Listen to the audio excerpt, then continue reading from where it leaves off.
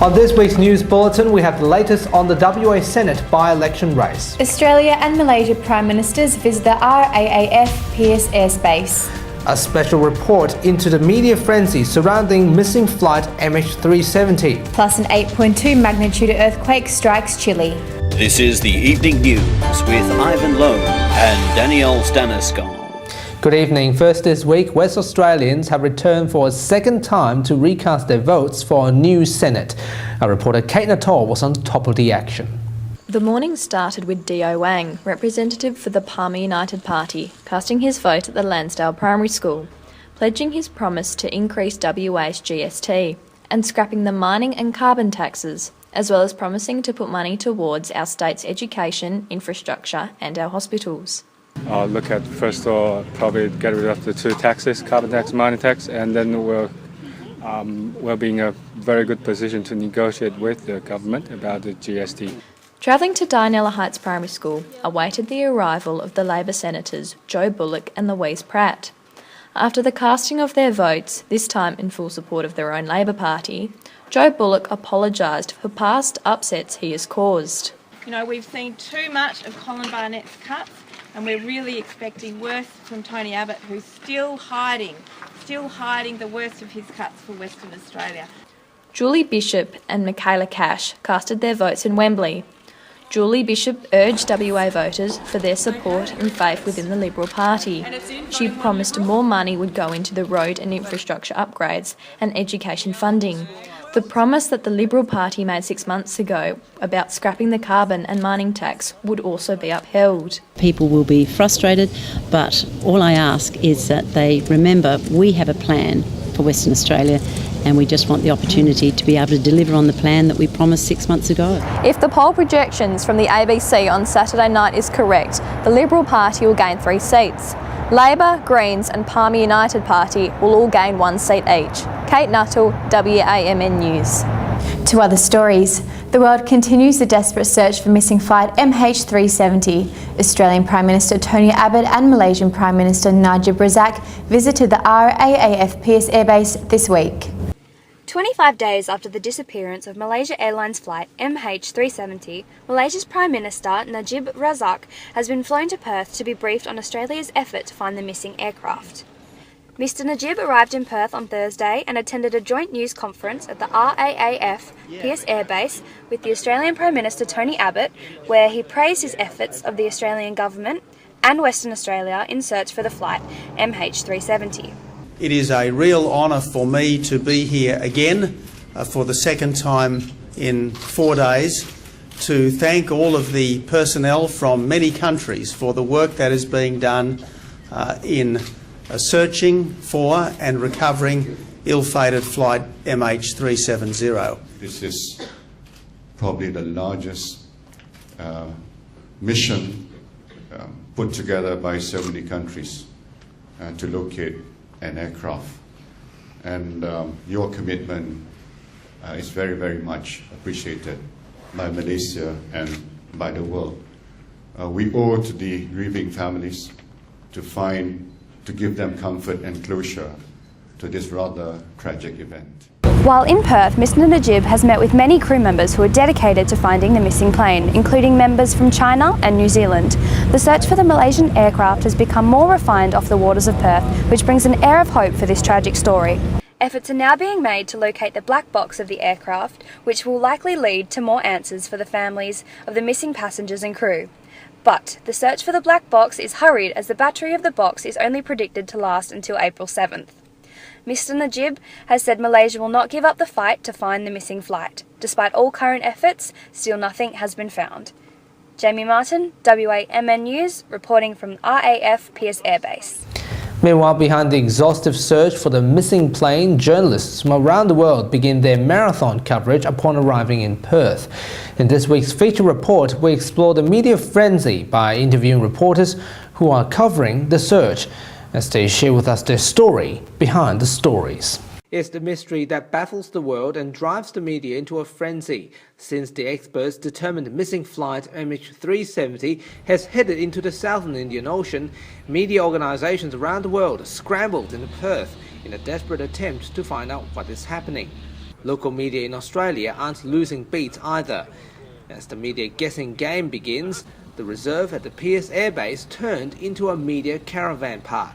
Well, this is my second week that I've been at Perez airbase. I'm covering the disappearance of MH370. It's just been such a fantastic experience. Dan Murphy is the Perth correspondent for Sky News Australia. He also has to report for other major TV networks, including Bloomberg and Fox News. For Dan, this is one of the most incredible journalistic opportunities. So we are very busy all of the time, continually providing updates. When we're not live on air, we're researching, and when we're not researching, we're trying to maybe get a little bit of rest in the back of the car. Meanwhile, Channel 7's senior network correspondent Robert Novardi described the story as intense. However, he believed the search for the missing plane will soon dry up if the authorities can't find anything. The reality is harsh, that the black box signal will die within the next couple of weeks. Investigators will give that a little bit more, and once it reaches that point, then you're looking at potentially another news cycle. What happens from there? Where does the story go? As the world continues the clueless, relentless search of missing flight MH370, there's one thing certain within this cloud of doubt. There will come a time when eventually we have to either give up on the search because nothing is found. It's already been so long and authorities haven't found anything. And of course the media interest will wane as well as the search begins to slow down. In terms of the media frenzy, it will probably, in terms of the news cycle, die within the next few days, because every day everything is very, very similar in terms of the news. Ivan Leung, WAMN News, reporting from the RAAF Perez airbase. More than 8,000 teachers in WA participated in a strike protesting against the state government's education funding cut. The unions denied that the demonstration was politically motivated, as the Senate by-election was only 4 days away. Approximately 5,000 teachers, parents and students protested against education cuts in the Perth CBD on Tuesday. 103 schools were closed around WA due to the strike. The protesters gathered in Langley Park at 10 a.m. and marched to Parliament House on St George's Terrace. There were also demonstrations in regional areas. I understand and I acknowledge that for all of you to be here today, you are making a stand. We're here for one reason, and it's a timeless, immutable, absolute reason, and that is because we love our children. The unions have strongly denied that the strike action is related to the Senate by-election this weekend. We made an application to the City of Perth to have this event well before the Court of Disputed Returns had made a decision that there would in fact be a new election, and certainly before there was any notion of when the date would be. Prime Minister Tony Abbott commented that the teachers should focus on educating children. I think that teachers and parents should do what's best for their kids, and normally it would be best for the kids for the schools to be teaching as usual.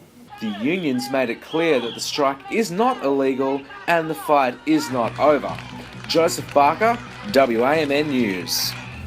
Former Treasurer and Transport Minister Troy Buswell has been charged by summons by the WA Police. Police released a media statement this week stating they have received independent legal advice from the State Solicitor's Office before pressing the charge.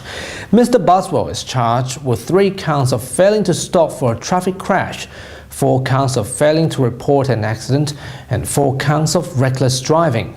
He will appear at the WA Magistrates Court on the 29th of April. To World News, at least 6 people were killed after a massive 8.2 magnitude earthquake struck off the coast of Chile.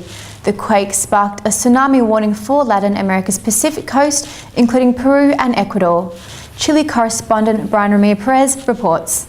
An 8.2 magnitude earthquake struck off the coast of northern Chile late Tuesday, triggering small landslides, cutting power and generating a tsunami. After the tsunami that hit Arica, a dozen of boats were destroyed. Other places affected was the Creek Guardia Marina Riquelme in Iquique, where the variation of the sea and high waves caused several damage to boats and houses and stores in border coast. Chile is located along the Pacific Ring of Fire, a zone of high seismicity. The movement and friction of tectonic plates make the country an area with frequent earthquakes and volcanic eruptions. According to records from different earthquakes, the period between 2 earthquakes of major proportions is about a century. For WIMN News, Brian Ramirez, Santiago, Chile. In Canada, Calgary representatives of the Sochi Olympics and Paralympics were recognised and honoured by Mayor Naheed Nenshi. He stated the Olympic Games were a tremendous success and the city was proud of the athletes. The moments of glory during Olympics always make citizens proud. The City Council of Calgary honoured the Calgarian representatives of Team Canada in 2014 Sochi Olympics last week. Athletes were invited to attend a special meeting in City Council with council members and Mayor Naheed Nenshi.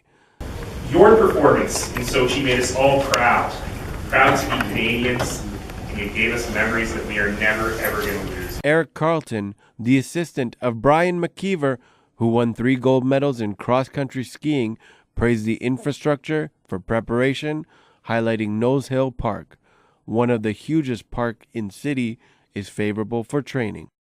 Jean Edworthy, non-officer of Canadian Olympic team, emphasized that out of all the Olympic representatives, more than half received training in southern Alberta regions. He also announced that the entire Team Canada will visit Calgary in June. It was the most successful Winter Olympic season for Canada, with both Olympics and Paralympic representatives secured a 3rd place on the medal table. Zarif, Alibhai, WAM News. That's all we have for you this week. Thanks for watching. For latest news, please hop onto our website, Facebook and Twitter. See you next Sunday. Good night. Good night.